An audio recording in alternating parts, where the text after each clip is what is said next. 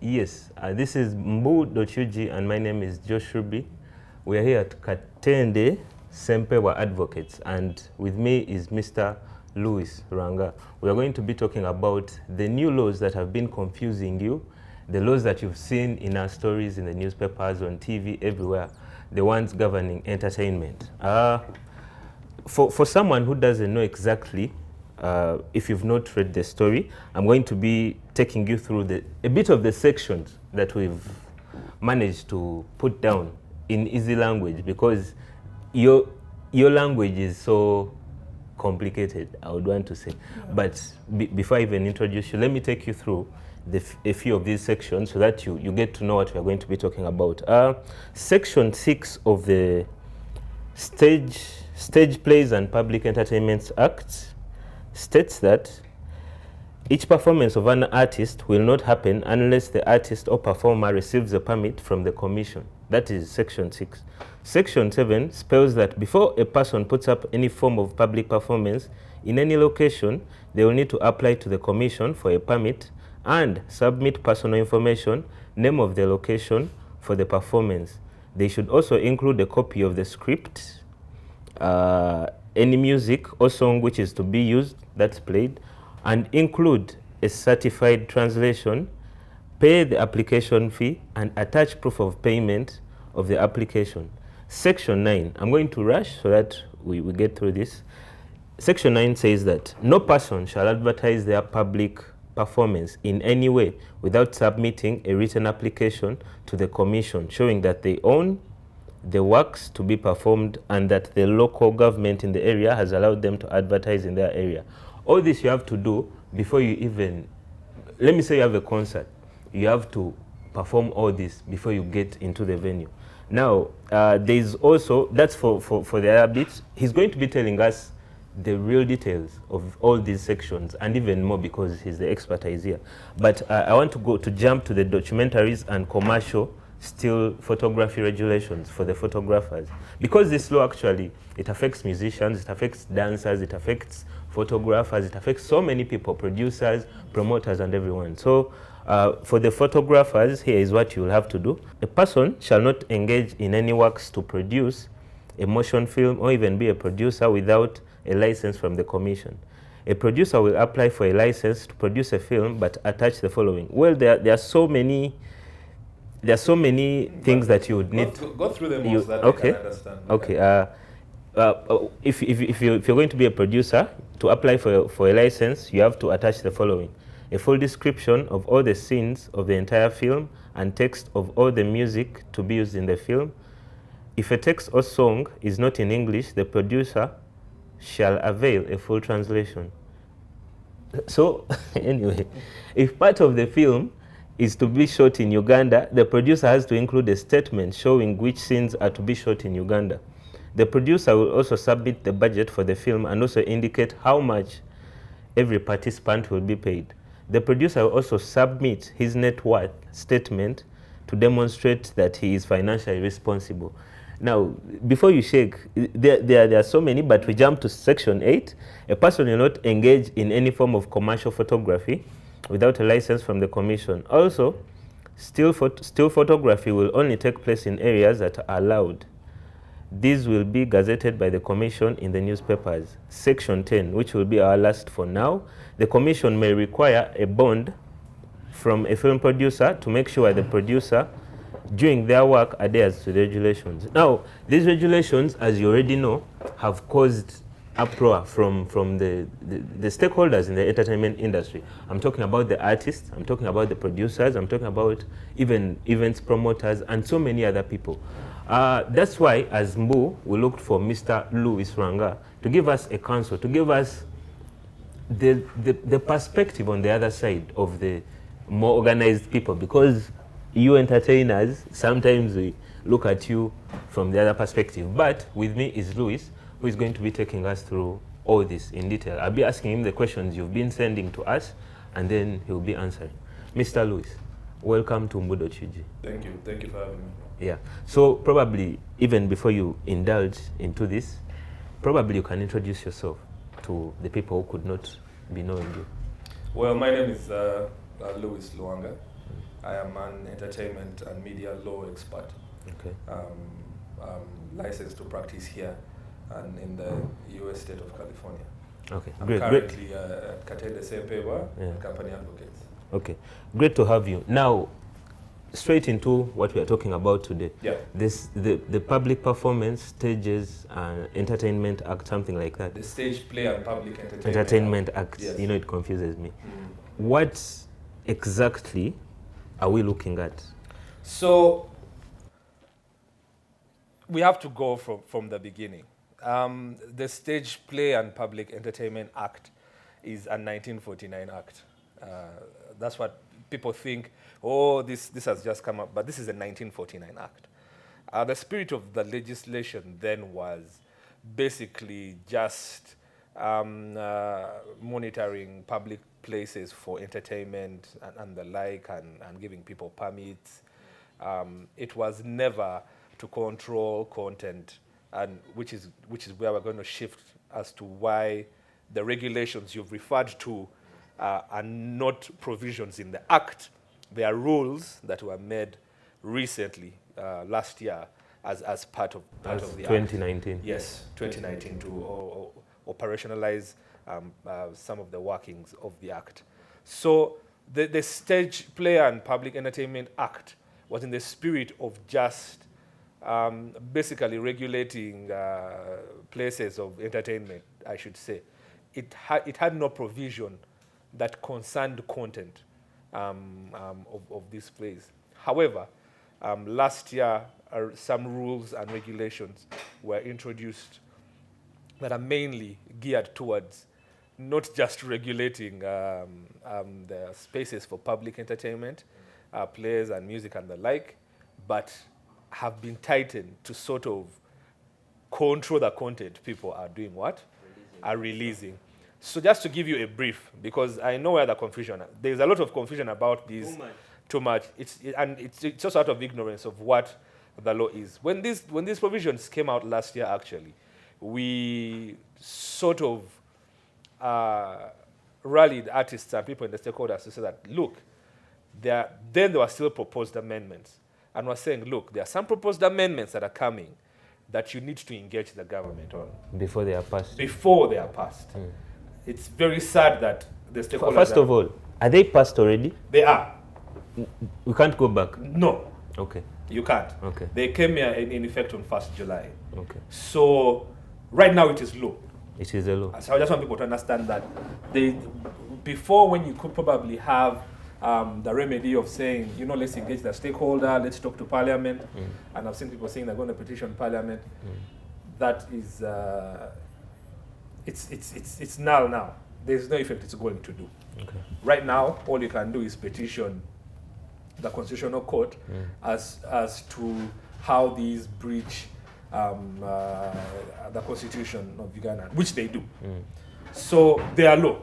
Okay. And the laws that they come, you have the UCC regulations come out of the UCC Act. So you're going to have different regulations, text and media. You're going to have regulations on spectrum, the spectrums and the like. But the most important ones, and the ones I really think we ought to discuss, are the licensing regulations, the content regulations, and also the stage play and public entertainment rules. Yes. Those are the ones that are really going to... Oh, and also the still photography and film, like you mentioned. Those are very, very important. Those are the ones I think that are key for us to discuss. Okay. Now, before we even delve into how unlawful or how people are going to be negatively impacted by these laws, which they are, we have to look at the source of why are these laws coming now. Because for long, stakeholders like film producers, musicians, actors, comedians, and the like have been lobbying the regulator at UCC, the government, to the Ministry of Gender, not ICT. I'll get to why I've mentioned that. To sort of come in and promote the industry in terms of giving them tax breaks when they are creating this content, in terms of operationalizing the copyright law through regulations, in terms of remitting royalties for their public performances, their performance rights through the likes of Uganda Performance Rights Society, But the government was, and the regulators were pretty slow in moving. The only positive was when UCC came out and said, I think over 70% of all content has to be local content. Yeah. So it could I remember boost, that. Yeah, so it could boost the local content of our local. And again, them coming out to do that was commendable, but also the capacity for us to put good quality content that is going to be picked up by distributors that are worthy is a whole different issue altogether. Yeah. Now, why are these laws coming now? Okay? Why is the government not moving, or the regulator not moving into promoting or operationalizing stuff like copyright and intellectual property rights and moving into into controlling content? Because I want people to understand, before we even move further, that these laws are intended to to control the content of all creatives. And actually, that's what, we'll get there, but that's what Bobi Wine said, that the government is only trying to control what we are producing, and in that way they are controlling our minds, they are controlling, but sorry for bringing that up, but we'll talk about it. I can only speak on the side of the law, because the aspects, actually, in fact, they sort of toned down, because the proposed amendments last year that we really fought against included random drug testing of artists, included time limit for performances, included that artists couldn't perform on the same route, included a dress code that artists should have, you understand? Included that artists had to be sort of licensed and have like a license that is now make part it of, official. Yes, that is now, at least that provision is in. But these laws have gone a step further to say that, look, if you have a song, submit the lyrics to the commission first to approve the song before you sing it. If you have a movie, submit your script and everything to be approved. Translations and translation to be approved by the commission. Yeah. If you have any sort of, you're going to shoot a movie or you're going to make any principal photography. Guys, principal photography is me taking a photo of Kampala Street. You understand? Now you will need permits to do stuff like that. That is outright censorship. There is no law that I'm aware of in the world that I know that is this censored. Even in China, that you would say is really bad towards freedoms. They're only coming after you've released your content. All right? The law, and I'm going to speak from the legal perspective, I don't know about the political perspective, but the law, the Constitution has some enshrined rights. Okay? The freedom of expression, the freedom of association, all those rights are in there. We have creatives that, I think the government, if the government was right about censoring content, we already have agencies under the law that are there for that. The Media Council is there for censoring content. If they see that you've made something that is against, and they've always been doing that. Always been doing it. That is against, let's say, public morality, they will come and step in. But you cannot, and I'll say this categorically, you cannot preempt creativity. You can't tell me that before I go to studio, before I release a song, I have to bring it to you to. You cannot preempt creativity, because you have musicians who don't write. They go in the studio, it just comes naturally, and he sings. Freestyle. Okay, so he's not going to come to you to control his mind. You have comedians who they're only going to say jokes as to what's the environment. What's the environment? He comes and he says something, and the creativity is going to come on the spot. You have, let's say, a stage play.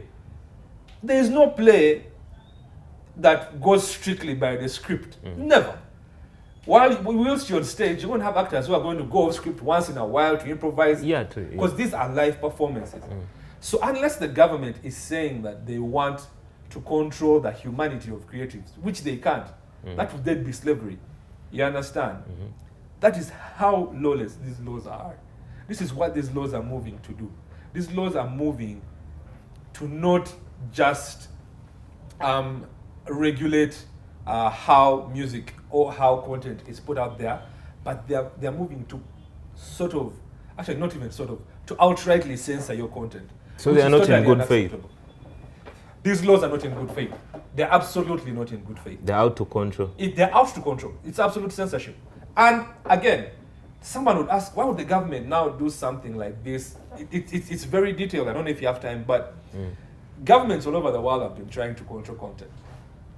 It is not new to Uganda. No, And I mean, up to now, governments struggle because governments really want to censor freedoms, of people because they want to spread a particular message. However, I can give an example of, in the United States, in the 60s, the government moved in to sort of censor content and the like. And what I've been preaching to the stakeholders is the people in the US then created what we call self-regulation. They said, look, you're coming from a regulator government perspective with your own motives. However, we in the industry know what the industry is. We know what we require. We know what we go through. We know what the funds want. We know what the funds want, all right? And we know the parameters of how we do this. And that is how people like them, they came up with guilds and associations. You're going to have the Writers Guild, the Directors Guild. You're going to have the Producers Guild of America. These are big lobby groups that you're not going to come up with a law that is going to affect directors without sort of consulting the body for the directors. You understand? You have to consult the Directors Guild for that. So self-regulation is what enabled the US to sort of curtail government censorship. All right? In Uganda, there has been absolutely no self-regulation within the industry, which made it so easy for the government to come in the pretext of regulating the industry to make laws like this. And just pass laws. Because who are they going to consult? You tell me, if I wanted to make a law, okay, that is going to affect producers, who am I going to consult? How many producers are there in Uganda? There are many. There are many. But I'm not going to consult every single one of them. Exactly. You understand? At least we have a list of, at least we can say even top 5, the most. Yeah, but how sure are you that those top 5 are going to represent all the rest? All the rest. I guess. So because there is lack of self-regulation within the industry itself, okay, there's no one group you're going to talk to that's going to represent the interests of a particular group. But how about, because we look at the DJs, we look at dancers, we look at musicians, all have associations. We look at even MCs, actors. Each of those sectors has an association. We have the Uganda Musicians Association, we have the DJs Association. And that is commendable. That is commendable that there are associations. Can that act as a self-regulation? One, it is commendable that these associations are there. But these associations are not there for self-regulation. That's what I'm trying to tell you. What are they? These associations are there to bring artists together for a common cause. If I went to the Uganda Musicians Association, for example, and I said, what are your standard procedures for your musicians? Do you have a minimum quality of music that a musician can make? Do you have a standard release? Do you have a standard payment structure below which a musician cannot be paid? I guarantee you they do not have that. Because these associations are created for camaraderie. We are musicians, let's create this association. And that is why there are so many factions. You're going to have 2, 3, 4 musicians associations. One called Ugandan Musicians Association, one called Ugandan Musicians Forum, one called that. Because they are different factions. They are like, I hate to say this, but they are like political parties. There is no one group that all musicians can that has sort of self-regulation for musicians that is going to hold musicians accountable within themselves. So I think that's the first problem for the artists. That is not that is the real problem. Actually, the problem isn't these laws. These laws are outrageous. But the environment that allowed these laws to be made is the problem. And unless we address that, we are going to keep clashing as to what laws needs to do this. Who are they going to consult? You understand? Even right now, as we speak, I guarantee there are going to be so many petitions before the Constitutional Court by different stakeholders. And it's not going to be 1, 2, 3. There are going to be quite many because there's this individualism in the entire industry that this affects me, I'm going to do this. This affects me. And unless there is a sort of cohesion as to the proper guilds to represent the stakeholders, we're going to have these conflicts for a very long while. In that same line, I think 2 years ago, Bobi Wine's music, I'm talking about Bobi Wine as an artist, by the way, not the politician. Maybe you can use someone else, so that people don't mistake it as... Why am I using Bobby Wine? Because right now, he's the best example we can use in this kind of thing. Because his music was banned, they would say political, because it has political message and inciting and everything. Many musicians, they held back. They went back home and sat and said, okay, now we have our own, we can leave Bobby Wine, we have free space now to probably for our music to sell. Yes. You understand? Now, 2 years later, these laws are coming up, and now they are running to Bobby Wine's home. Yeah, help us. You've addressed the problem head on. That because of the individualism in the industry, people think that when one person is curtailed, is affected, everyone else is safe. No. These are the same laws that are going to affect you. And because, like I said, there's zero self-regulation, people can have the audacity to make these laws. It's even going to be harder for you to fight these laws, because how are you going to fight them? When you say, okay, we're going to fight this, but without Bobby Wine, because Bobby Wine is a political aspect. Or we're going to fight this without a Peter, because Peter is this. So we're going to fight this without, or even, how are you going to engage the regulator and the government? As who? That is something they need to sit back and think about. And the other questions that have been, we've had many questions coming up, but one that I've seen so many times is, these laws were made in 1949. The stage, 71 years. The stage play, 71 the years stage play ago. public entertainment is 1949. Before independence. Just put that in context. How are laws of 71 years ago governing a Uganda that is looking at developing, that is looking at digital migration and all the sorts, in such an era of technology? And because you can't tell me, for example, the photography, the thing on photography, the law on photography, how are you going to tell me that even before I come to this place and say I'm going to set up and shoot probably people at a birthday? Oh, but you needed a permit for this. Are we breaking the law? You are already. if you go technical, I'm just letting you know. You already are. Because these regulations are put to even affect online content. If you've really looked at them, before you put something online, it has to be approved. And this was very technical, because UCC knew they cannot regulate YouTube, they cannot regulate all these online platforms. They can only regulate you as a Ugandan uploading on those platforms. But this is really harsh. Absolutely. It's outrageous. It's not just harsh. It's outrageous. It's extremely outrageous. How are they going to make it work? Because let's look at... You're asking the wrong question. Sorry. Your question shouldn't be how are they going to make it work? Because the state can make anything work. Your question should be, how are we going to change it? How are we going to fight it? And how is that? By coming together, okay, forming self-regulation, and then moving towards petitioning against these laws. This has to be a constitutional petition, because they breach a lot. They breach the existence of humanity, I might put. Technically, Article 50, you have to go there. Petition the Constitutional Court, and you have to do it as soon as possible. But, even more importantly, sensitize the stakeholders to understand, okay, now that we know that the regulator is coming at us this way, how can we as a group unite? Okay? Form our own self-regulation and go with an alternative. Because you're going to go to the regulator, all right, UCC, you're going to go to the ministry in line, and you're going to be like, these laws are outrageous, and they're going to be like, oh, give us an alternative. What is your proposal? That is, we'll look at the regulators the way you're looking at me right now. Because they do not have a platform for that purpose.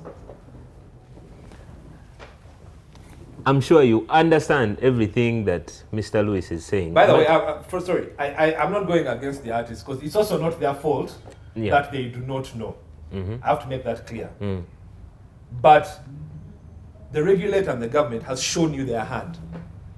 They've really shown you what they think about your profession, and they've really shown you that they want to control everything you do. Okay, this is for the stages and public entertainment. Stage play and public entertainment. Sorry. Now, let's go to the copyright. We've had an issue of the copyright law in Uganda for several years. I think about 3-4 years ago, musicians came up with their own associations, like we've been mentioning them, EPIS and so on, saying that if they unite, they can bring the copyright law into action, because it's there. It's not like it's not there, the copyright law, but is it working? That is the question. If I ask you a question, what is the issue with the copyright law? The issue with the copyright law is that artists still, in a layman's language, artists still sell music on CDs. Online platforms still grab music from the artist and post on their, let me say I have a website, I'll go and post music on my website without consulting the artist. Radio died in 2018. His music is being played by everyone. I mean, he doesn't get royalties, his family doesn't. And so in that perspective, the artists feel like it doesn't work, the copyright. So whose role is it to enforce this copyright? I think that's what you should look at. Whose role is it? If my copyright is infringed, are there channels within the law that I can go after copyright infringement? That's exactly what I'm asking. They are there. We have the Copyright Act, it's very clear. We have the copyright regulations, they're very clear. The way you register, the way you enforce, it's very clear. It's just that the stakeholders expect someone else to do that for them. This music that you see on online platforms being shared freely, that information is usually given by most artists. We've had situations where, state actors have come in to block these websites, and then some artists were like, listen, this is the only way we can get our music out there. You understand? The problem is deeper than enforcement. The problem is within the artist. What value do you see for your copyright? Enough not to give your music free under the pretext of your music going far and wide. But then, Mr. Because Lwanga, that is the same pretext they're going to use to rip you off of your royalties. I thought, in my own opinion, that if the law is there, then the government should have probably committees that enforce the law. It shouldn't be upon the artist to say, I have a song, it's being shared, I have to fight for it. I thought no, absolutely not. If your copyright has been infringed, the government is not going to chase that for you. It's going to be you to chase that. So there are no commissions for this? No, absolutely not. And again, how many artists do you know have registered their songs as copyright? The law doesn't require you to register, but in order to enforce your copyright, you ought to register it if you want to go to court. How many artists have their songs registered at your arrest? So probably on this particular bit, as we go forward, help the artist understand. If I go to studio, I've recorded a song, what happens next? Now, you're now asking the right questions. Because people have been asking the questions at the tail end. You understand? We're not getting money from our copyrights. People are ripping off our songs. But do you know what you ought to do to protect your songs enough to be able to go after whoever is infringing your rights? Take us through that. That is where we should be. Now, the Copyright Act, and it's very intricate. We cannot cover it now. But the copyright law protects everyone from the performer, the composer, to the producer, all those aspects of copyright, let's say in one piece, in one song. Also, that's a conversation artists are not ready to have, because the way the industry has been working has been a work for hire sort of basis. I pay you, you give me a beat, I pay you, you write for me the song, and that's it. I pay the dancers, I pay the videographer. I pay the, you understand? That's how we've been operating. But if artists really look at that Copyright Act, it gives copyright protections to all different players towards one creative work. What does that copyright gives you? A bundle of rights. Performance is one. Distribution, two. Reproduction, and derivative works. They can make translations, they can be made into a book, it can be done, whatever. Once you understand those bundle of rights, we're not going to get into enforcement. Now, if I have where the conflict is in distribution and performance, because the derivative works, the artists are going to do it themselves anyway. So performance rights, again, there are agencies that have been put there by the regulator. The regulator for copyright is the Uganda Registration Services Bureau. So performance is where the collecting management organizations come in. I'm talking about UPRS, I'm talking about the Uganda Reproduction Society, the Uganda Film, for the reproduction is for authors, the film is for a movie. For movies. Yes. Let's talk about UPRS. So, your performance rights, you're supposed to get royalties every time your song is performed. I'm breaking it down simply. By performed, you mean played? Yes, a public Played performance. or performance? Or I'm talking about played on the radio, played on TV, played on stage, played in the elevator, while you, any venue, played in the aeroplane, any venue where there's a public as long as performance. your music plays. As long as it plays, you're supposed to get a royalty. Now, because so many entities cannot deal with every single artist to license them performance, okay, rights. These CMOs were created, like UPRS were created, to get the members to assign to one collective management organization, which is UPRS. UPRS then goes and gives blanket licenses to all the bars and hotels and airlines and everywhere, discos, radios, TVs. It gives them blanket licenses to enable people to play that music public, to perform that music. Okay. All right? When UPRS collects those royalties, they are supposed to distribute them. By the way, royalties in this case is money. Yes, the royalties is money. It's your money. UPRS is supposed to redistribute them to its members as per how much your song was played. The problem was, again, and still is. And still is, because they haven't yet come out. Because we did have a couple of petitions that got UPRS changed, and now there's a transition board overseen by URSB.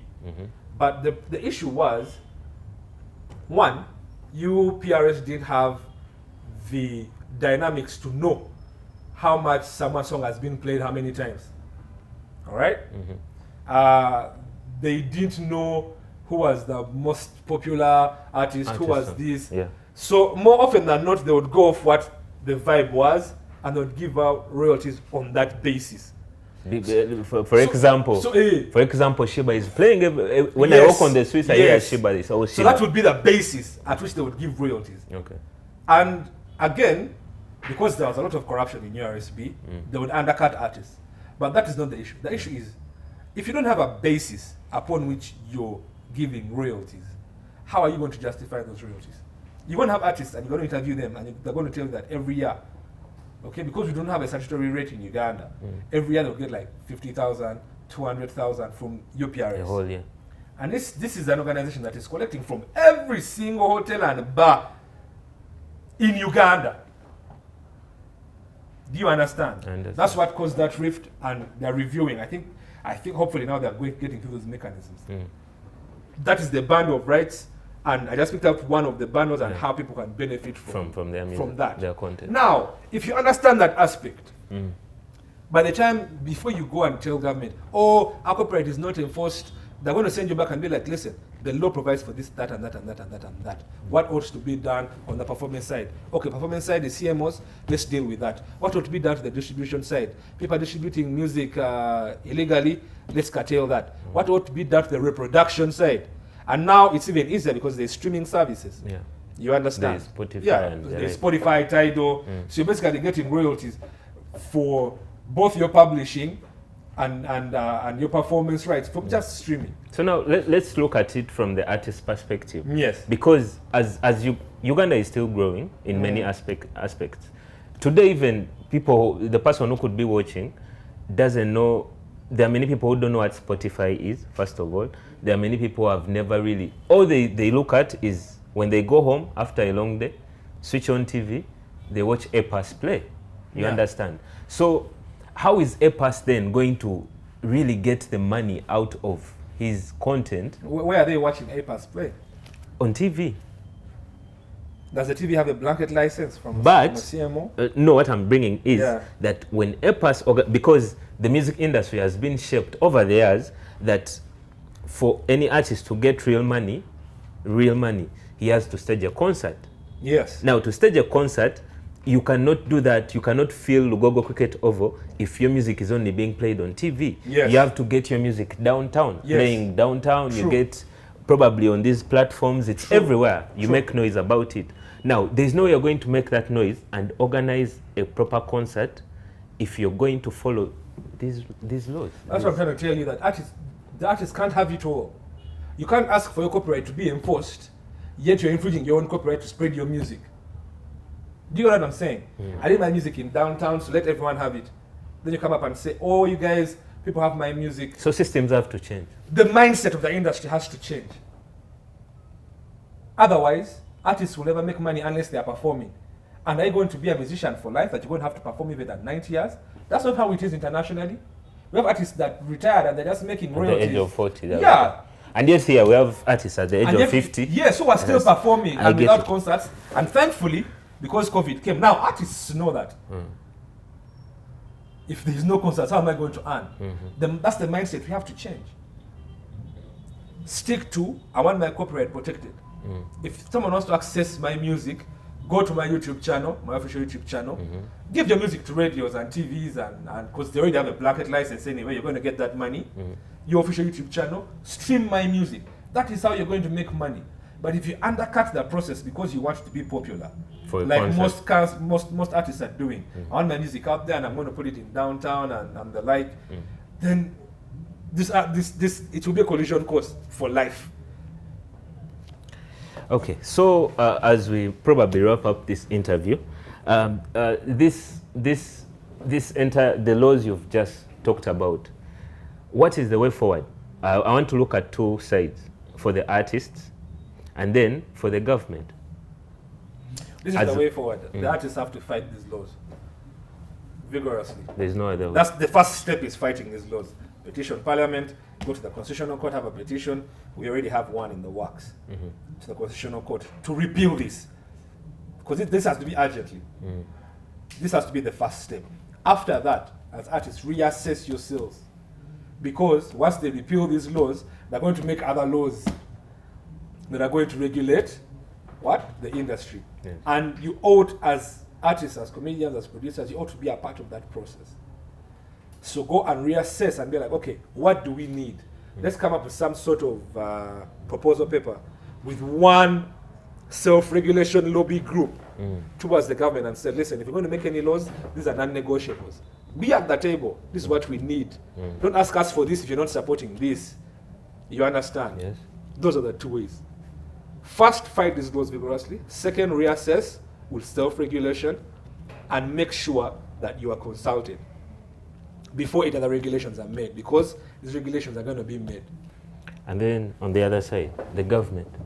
Well, the government, you ought to look at this industry from a perspective of supporting the industry. This industry is one of our biggest exports. True. I'm telling you. Look at a country like Jamaica. We know Jamaica because of its music. And nothing else. And their sports. We Yeah, know yeah. most countries because of their music. All these stars that we bring in are representing. Our culture is exported throughout the world. Throughout our music, our plays, our comedy. You understand?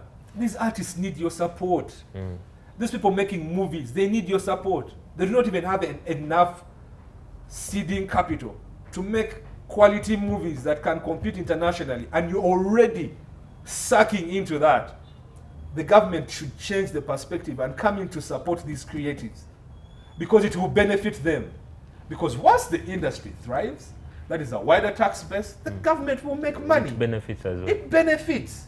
So the government should look at the creatives and ask them, what do you want? How can we make laws that are going to enforce or operationalize your copyright? How can we give you tax breaks? How can we promote? How can we put you in a position where you can make standard quality content? Okay? Then, once the industry thrives and people see our country the way it is, because the artists represent the perspective of our country. Art is very, very strong. Once the government comes in and supports the artists, instead of curtailing them, then everyone shall win. Artists will make money, the government will make amazing money, tourism will thrive. You understand? Yes. That's what the government needs to look at, in my humble opinion. Okay. So you talked about sports somewhere Yes. as an export. Yes. do they have laws like this? Not yet. The thing about sports is most sports are governed by international sports federations. So every sport has an international sports federation that governs it.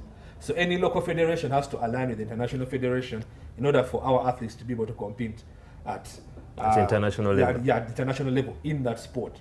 And most of these sports make it clear they don't want any political intervention with the way they run that sport, because they were smart enough to know that once governments get in and try to control sport, because it's a powerful tool, it will run down like the way you see what they're trying to do with the arts. So there are no laws of this nature. Of this nature in sports. No. So are you saying you're impressed with how they are running their business, sports?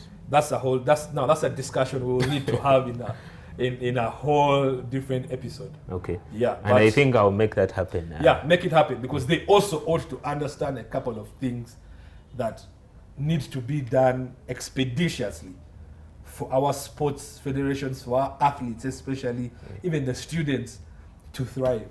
Okay, thank you, Mr. Lewis. But as we close, who is your favorite artist? A man, first. Why? Male. I want to know. You've been talking about music this, music that. My favorite artist was the late Mose Radio.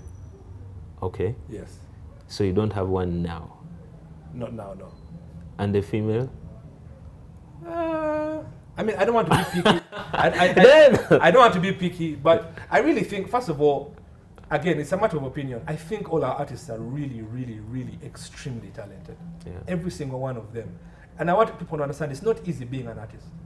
These people wake up, they become creative, they go to studio, then they have to shoot, and just to impress you. In fact, I think we treat our artists so badly. But we have extremely, extremely, extremely talented artists, both women and men. We even have children. We have extremely talented dancers, you've seen. And we do not need anyone to confirm that for us. Even the international platforms are recognizing our artists at all these stages. You understand? So imagine how far our artists would go with everything. With government support. They would go so far. With government support and our support, they would go so far. So I have absolutely maximum respect to all artists, photographers, comedians, and any person in the creative industry, because it's not easy having to come up with your own creativity, intellectual property on a consistent basis. That's extremely hard, and I think we ought to commend them and give them all the support they deserve. Okay. There you have it. My name is Josh Ruby, and I've been with Lwanga, who is a counsel, an advocate. They usually confuse me, those words. It doesn't matter. It's the same thing. So there you have it. Tune in again. If you've been watching on YouTube, by the way, just press the subscribe button. If you don't know our social media platforms, we're on Facebook, verified Mbu. We're on Twitter, verified Mbu. And on Instagram, Mbu.ug. So tune in again next time. Thank you very much.